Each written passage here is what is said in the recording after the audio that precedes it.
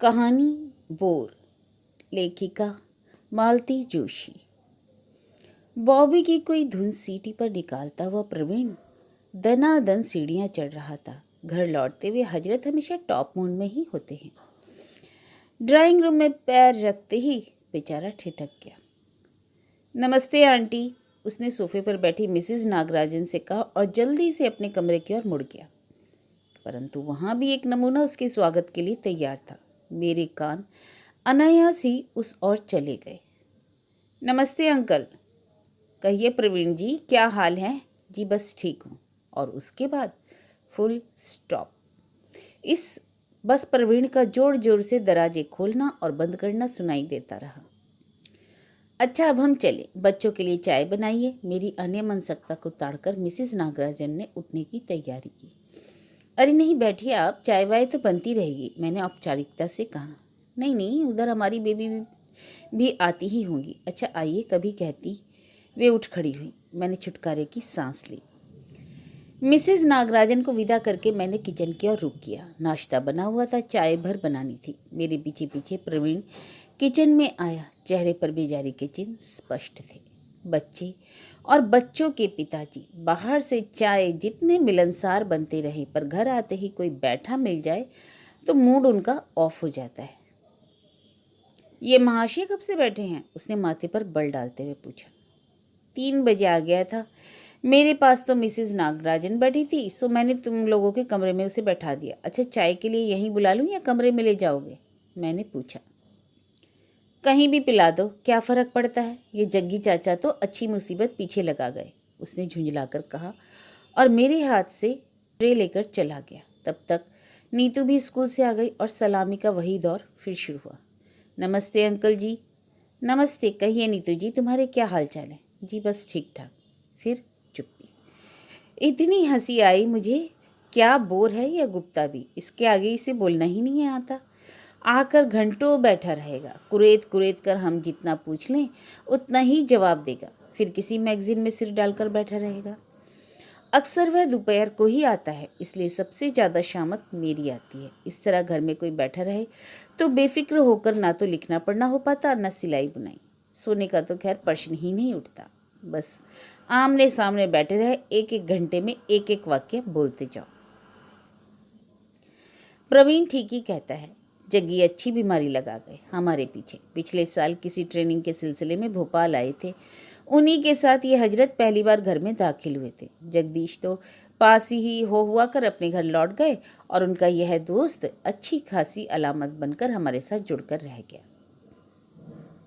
यूं घर आने वालों की कमी नहीं, सभी का आना खुशगवार होता भी नहीं, मगर गुप्ता के पास तो जैसे अपना कोई व्यक्तित्व ही नहीं है। कई बार तो इतनी कोफ्त होती, अरे भाई जब तुम्हारे पास कहने के लिए कुछ नहीं है तो आते क्यों हो? नीतू कहती है घर ना हुआ पब्लिक लाइब्रेरी हो गई, इससे तो अच्छा है कि हम लोग इन्हें घर पर ही किताबें भेज दिया करें। बच्चे तो खासकर ज़्यादा चिढ़ते हैं, क्योंकि चाय नाश्ते में कंपनी उन्हें ही देनी पड़ती है। गाड़ी का परिचित हॉर्न सुनकर मैंने गैस पर नए सिरे से चाय का पानी चढ़ा दिया। मेज पर नाश्ता लगाती हुई मैं साहब बहादुर के आने की प्रतीक्षा करने लगी। वे अंदर आए और कुछ ही क्षणों में उनकी गरजदार आवाज में बधाइयों का एक शोर सा फट पड़ा। इतनी गर्मजोशी से बधाई किसे दी जा रही है और किस बात की? मैंने बाहर आकर पूछा। अरे भाई, अपने गुप्ता जी को स्टेट बैंक में अपॉइंटमेंट मिल गया है और तुम जानती हो आजकल बैंक की नौकरियां स्वर्ग के राज्य हो गई हैं। अरे कॉन्ग्रेचुलेशन गुप्ता जी, मैंने कहा। लेकिन भाई यह तो सरासर पक्षपात है। इतनी अच्छी खबर लेकर आप 2 घंटे तक अपने भाई का इंतजार करते रहे। अरे हम क्या इतने पर आए थे?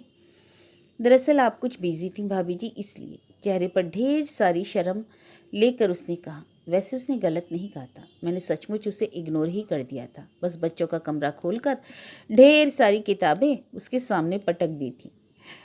अपने अपराधी मन को कोसते हुए मैंने कहा, खुशखबरी ऐसे थोड़ी ही सुनाई जाती है, मिठाई खाएंगे हम। अरे क्यों तंग कर रही हो बेचारे को, हम लोग बड़े हैं, गुप्ता की तरफ से मिठाई हम खिलाएंगे, इन्होंने ऐलान किया। जी मिठाई तो मैं लेकर चला था, उसने हकलाते हुए कहा और थैली में से मिठाइयों का एक बड़ा सा पैकेट मेरे सामने कर दिया। अरे अरे अरे, मैं तो मजाक कर रही थी। नहीं नहीं, मैं यहीं के लिए लाया था, बच्चों के लिए। सकुचाता सा वह भूला। अब मेरे पास तो कोई चारा नहीं रहा। आओ गुप्ता जी आओ, आओ चाय पियेंगे। भाई साहब मैं पी चुका। अरे एक कप हमारे साथ ही सही, क्या फ़र्क पड़ता है। यह भी हमेशा का ही क्रम था। चाय की मेज पर हम तीनों ने फिर साथ ही चाय पी, नाश्ता किया, मिठाइयों का पैकेट भी खोल लिया था और ये मिठाइयों की भूरी भूरी प्रशंसा किए जा रहे थे। मेरे मन में लेकिन एक ही बात बार बार चुभती रही, इस कड़की के मौसम में यह खर्च उसे कितना महंगा पड़ा होगा। तो कब ज्वाइन कर रहे हो? मंगल को हाजिर होने के लिए कहा है, सोमवार को निकल जाऊंगा। जाने के पहले हमारे यहाँ खाना खा कर जाएंगे, मैंने कहा। भाभी जी अक्सर ही तो आपके यहाँ खाता रहता हूँ। हाँ, इस पर फेयरवेल समझ लो। वह लड़कियों की तरह झेप गया। कहिए आपको कब फुर्सत होगी, इतवार को आ सकेंगे? हाँ जी, जब आप कहें। तो फिर बात पक्की, इतवार की दोपहर को आप हमारे साथ खा रहे हैं। वह सिर हिलाकर रह गया। उसके जाते ही ये मुझ पर बरस पड़े। अरे हमारा संडे तबाह कर दिया तुमने, भला और किसी दिन नहीं बुला सकती थी? और दिन ही कौन सा है, कल हमारे क्लब की मीटिंग है, परसों आहूजा के यहाँ रिसेप्शन है, शनिवार को पिक्चर के टिकट पहले से ही आ चुके हैं। कहीं तो कैंसिल करवा दूँ? किसी दिन दोपहर को बुला लेती और मैं अकेली क्या सिर फोड़ूंगी उससे, मैंने चिढ़कर कहा। बच्चे अलग नाराज थे। मम्मी को बैठे बिठाए क्या सूझ जाता है, नीतू भुनभुना रही थी। अरे वाह, पर वह बेचारा 1.5 सी मिठाई लेकर आया है, हम एक बार उसे खाने पर भी ना बुलाएं। मगर इतवार को ही क्यों? प्रवीण का एक ही प्रश्न था। इतवार उसके लिए क्रिकेट वार होता है, घर पर ठहरना उसके लिए सजा है। इतवार को भी ये रोज की तरह तैयार होने लगे तो मैंने कहा, जनाब भूल गए कि यह छुट्टी है? छुट्टी तो है, पर वह विधानसभा जो सिर पर आ पड़ी है। टेबल पर फाइलों का ढेर छोड़ आया हूँ। और वे जो वीआईआईपी आने वाले हैं? कौन? अच्छा, गुप्ता जी की बात कर रही हो? भाई तुम लोग हो ना, मेरे न रहने से बल्कि ज़्यादा फ्रीडम रहेगी। प्रवीण ग्राउंड के लिए खिसकने की तैयारी कर रहा था, परंतु पापा की इस कर्तव्य प्राणायता के कारण उसका मैच खटाई में पड़ गया। मुनमुनाते हुए उसने अपने दोस्तों को लौटाया।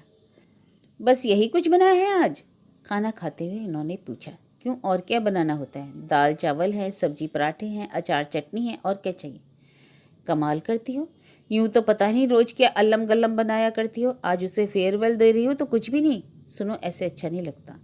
तुमसे ना बने तो बाजार से ही कुछ मीठा मंगवा लो। उनके जाने के बाद मैं दिमाग कुरेदती रही, सब्जी की टोकरी टटोलती रही। फिर प्रवीण से कहा, बेटे जरा दौड़कर बाजार से एक हीमा का पैकेट तो ला दे, गुलाब जामुन ही बना लूँ जरा। तो गुप्ता अंकल के ऑनर में गुलाब जामुन बन रहे हैं, नीतू ने चटकारे लेकर कहा। चल ज़्यादा बातें मत कर, जरा आलू छीलने में हाथ तो बटा, मैंने हल्की सी उसे डांट पिलाई।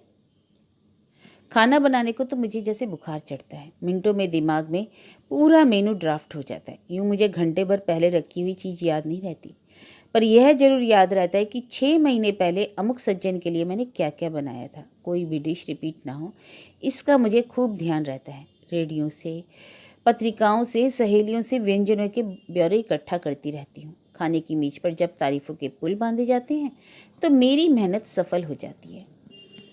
गुप्ता जब आया तो रसोई महक रही थी और मेज डोंगों और डिशेस से खचाखच भरी हुई थी। अरे कितनी तकलीफ उठा रही हैं भाभी जी आप, मैं तो घर का ही आदमी था, उसने आते ही कहा। पर स्वागत का सरंजाम उसे पुलकित कर गया, इसे यह छिपा नहीं सका। अंकल जी अभी लखनऊ पहुंचे भी नहीं, तकल्लुफ अभी से सीख गए? नीतू ने चुटकी ली तो वह शर्म से लाल हो गया। आज खाना खाते हुए वह हमेशा की तरह गुमसुम नहीं रहा, काफ़ी बोलता रहा, हल्का फुल्का मजाक भी करता रहा। नौकरी मिलते ही जैसे उसके चेहरे पर थोड़ी सी ताजगी आ गई थी और कपड़े भी जरा ढंग से पहने थे। प्रवीण ने पैंट के कपड़े की तो तारीफ की, वह काफ़ी खुश हो गया। दोपहर को बच्चों के साथ थोड़ी देर ताश खेलकर वह जाने लगा तो मैंने कहा, आते रहिएगा। यह भी कोई कहने की बात है भाभी जी? नहीं, बहुत दूर जा रहे हैं ना आप। अंकल जी उतने बड़े शहर में जाकर हमें भूल नहीं जाएंगे? प्रवीण ने कहा। अरे नहीं भैया, उन्होंने प्रवीण का सिर थपथपाते हुए कहा, आपकी हमेशा याद आती रहेगी। आज सब शिष्टाचार और सौजन्य की मूर्ति बने हुए थे, बातें अपने आप मुंह से फिसलती जा रही थी। नौकरी तो अच्छी मिली है, पर यही मलाल रहेगा कि बहुत दूर जा रहे हो, अपनी हेल्थ वगैरह का ध्यान रखिएगा। उसने मेरी ओर देखा, दिन भर चेहरे पर छिटकी खुशी धुंधली पड़ गई। भर्राए खंड से बोला, आप लोग इतना प्रेम रखते हैं, इसी से तो यहाँ आने की इच्छा होती है, और कहीं तो मैं जाता भी नहीं, रिश्तेदारों के यहाँ तो बिल्कुल ही नहीं। मैं चुप। बेकार लड़का और अनब्याही लड़की दोनों का एक सा हाल होता है। हर कोई उन्हें उपदेश देगा, आलोचना करेगा, मजाक बनाएगा, सीधे मुंह तो कोई बात भी नहीं करेगा। लेकिन मुझे यहाँ जो व्यवहार मिला वह इतना अलग था, भावावेग के कारण उससे बोला नहीं गया। मैं सन्न रह गई। यह घुन्ना लड़का मन में इतना दर्द संजोया है, कितना सोचा था। अच्छा चलो भाभी जी, कहते हुए उसने झुककर मेरे पाँव छू लिए और एकदम दरवाजे से बाहर हो गया। बड़ी देर बाद शर्म से झुके सिर उठाकर हमने एक दूसरे की ओर देखा। अब की सबकी आंखें भरी हुई थी और आंसू नकली नहीं थे।